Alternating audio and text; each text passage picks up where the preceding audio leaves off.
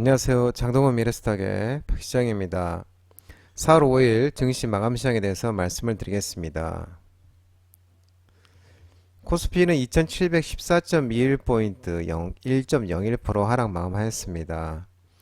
미국의 매파 발언 등의 외국인과 기관이 순매도 매수 하락 마감했습니다. 외국인 1143억 순매도, 기관은 4708억을 순매도하였습니다.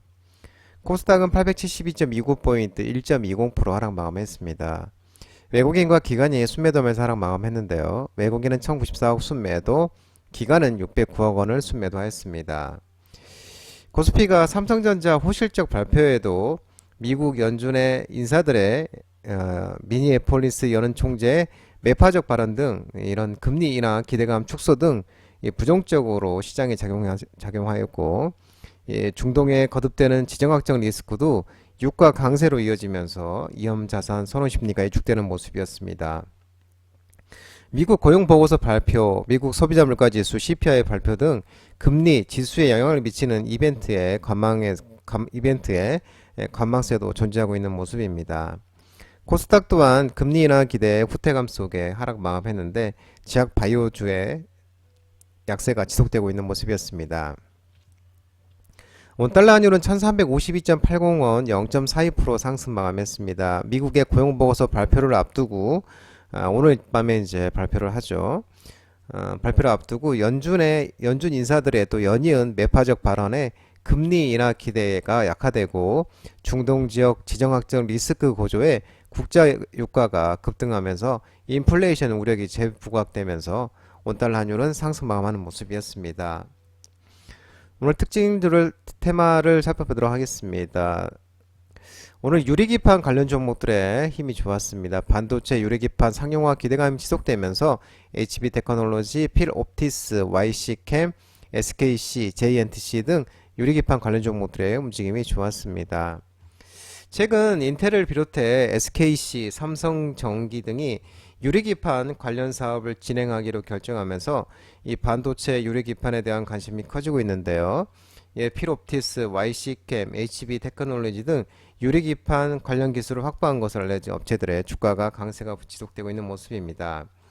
반도체 산업이 공정 미세화 한계에 마주하면서 후공정 기술을 통한 고성능화에도 집중하고 있는데, 현재 반도체 업종 중에서 인텔과 AMD가 글라스 기판 도입에 적극적이고 삼성전기, SK앱솔릭스, LG노텍 등 주요 기판 업체들도 글라스 기판 부문을 확대하고 있습니다. 이 HB테크놀로지는 2024년에 파일럿 양상용 글라스 기판 검사 리페어 장비 세대를 이미 납품했고, 내년 고객사의 캐파 증설에 따라 글라스 기판형 매출은 최대 10배까지 증가할 수 있다는 분석입니다.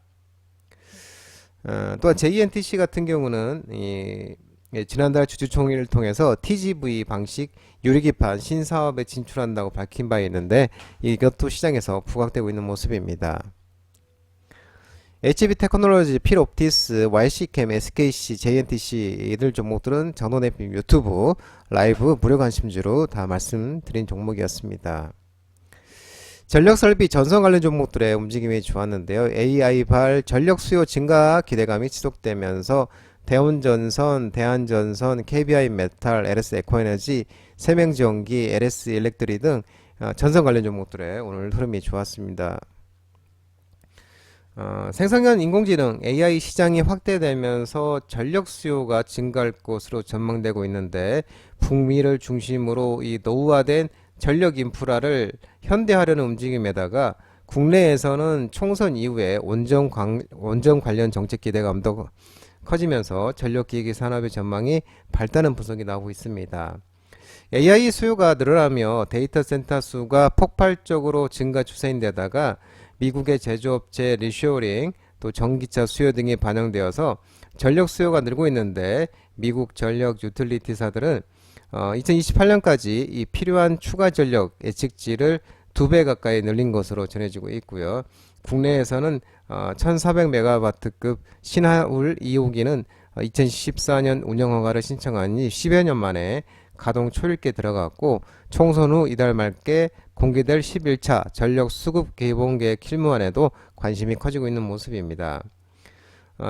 특히 이제 그 AI 붐으로 서비스, 소프트웨어, 하드웨어뿐 아니라 전력망 등 연관 산업의 성장도 가속화될 것이라면서 전력 수요 급증은 이 발전 인프라와 그리드 시스템에 대한 대규모 투자로 이어질 것으로 전망되고 있는 모습입니다.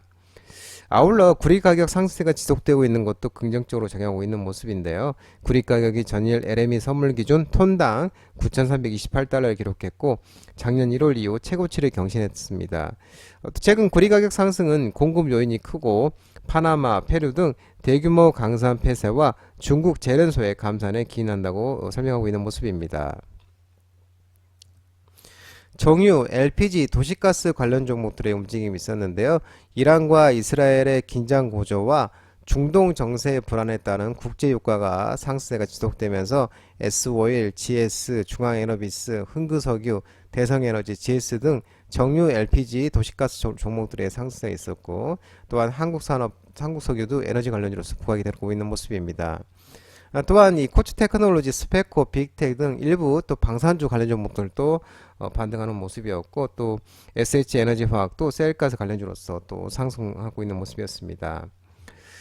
지난번 미국 그 서부 텍사스 원유가 WTI가 올 인도분 가격이 이란과 이스라엘 긴장 고조 속에 1.36% 상승하면서 86.59달러에 마감을 했는데 또한 런던 IC 선물거래소에서 6월 인도분 이 브렌트유 선물 가격도 1.46% 오른 이 배럴당 90.65달러의 거래를 마감했습니다. 이 브렌트유 선물이 근 월물 기준으로 배럴당 90달러서를 상회한 것은 작년 10월 말 이후 처음입니다. 이란이 시리아 내 자국 영사관 폭격의 배후로 이스라엘을 지목하고 강력한 보복을 애교하고 있는 가운데 이스라엘군은 금일 모든 전투 부대원의 휴가를 중단하면서 각 부대에 사환을 보내서 이스라엘군은 전쟁 중이고 또한 병력 전개 문제는 필요할 때마다 지속해서 검토할 것이라고 밝혔습니다.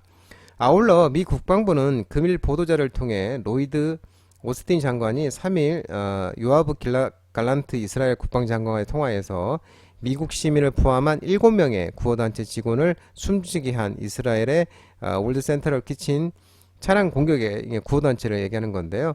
이 차량 공격에 대해서 격분을 표현했다고 밝혔습니다. 또한 최근 우크라이나의 러시아 에너지 인프라에 대한 드론 공격도 지속되고 있는 모습입니다.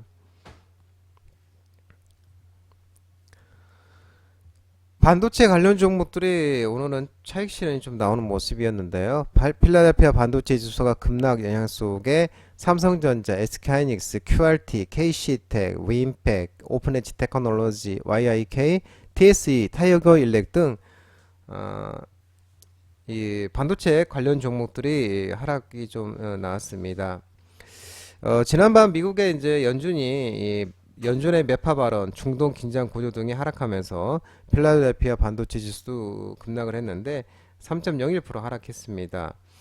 지난해 부진한 파운드리 부문 실적을 발표하며 전거일 급락세를 보였던 인텔 또 하락세 이어갔고 엔비디아, 마이크론 테크놀로지, AMD, 브로드컴 등 다른 반도체들도 동반 하락세를 기록했습니다. 삼성전자가 1분기 어닝스 프라이즈를 기록을 했고 반도체 부문 호조에 따른 2월 경상수지 흑자 소식도 전했지만 최근 반도체주가 강세를 이어간 데 따른 차익 실현 물량 출회와 뉴욕 증시 하락 등으로 반도체 관련주의 하락 요인으로 작용했습니다. 그러면서 이제 이 PCB 등 반도체 관련 종목들이 하락하는 모습이었습니다. 2차전지 전기차 관련 종목도 하락을 했는데요. LG 에너지 솔루션이 1분기 영업이익이 75% 급감하면서 하락을 했습니다. 삼성 SDI, SK이노베이션, 포스코 퓨처엠, 에코프로 에코프로, LNF, SK 테크놀로지, 금양, 우리산업, 솔루스 첨단 소재 등 2차전지 전기차 관련 종목들 그리고 하이드리 리튬, 리튬 퍼워스, 미래산업, 성일하이텍 등 리튬 관련 종목들도 하락했습니다. 금일 LG에너지 솔루션이 연결 기준 1분기 잠정 실적 발표를 했는데요. 매출액이 6조 1287억 원, 전년 동기 대비 29.9% 하락, 영업이익은 1513억 원, 전년 동기 대비 75.2%를 기록했습니다. 영업이익은 컨센서스를 소폭 상회를 했습니다. 다만 미국의 IRA 첨단 제조 생산 세액공제 제도에 따른 세액공제는 1889억 원으로 이 금액을 제외하면 영업손실은 316원으로 이 상장 이후 사상 처음으로 적자를 기록을 했습니다. 또 지난해 본격화된 글로벌 전기차 수요의 부진, 또 주요 메탈 가격 하락에 따른 원재료 투입 가격 시차 영향 등이 지속됐기 때문입니다. 올해 또 전기차 판매량이 약 1641만 대로 전년 대비 16.6% 성장할 것으로 전망되고 있는데 작년 성장률 33.5% 대비 절반 수준인 것으로 나타나고 있고요. 21년에 109%, 22년에 56.9%, 23년에는 33.5%에 이어 올해는 16.6% 성장할 것으로 전망되면서 수요 둔화세가 뚜렷해지고 있는 것으로 분석되고 있고요. 올해 배터리 사용량 성장률은 16.3%로 작년의 38.8%보다 크게 낮아질 것으로 전망되고 있는 모습입니다.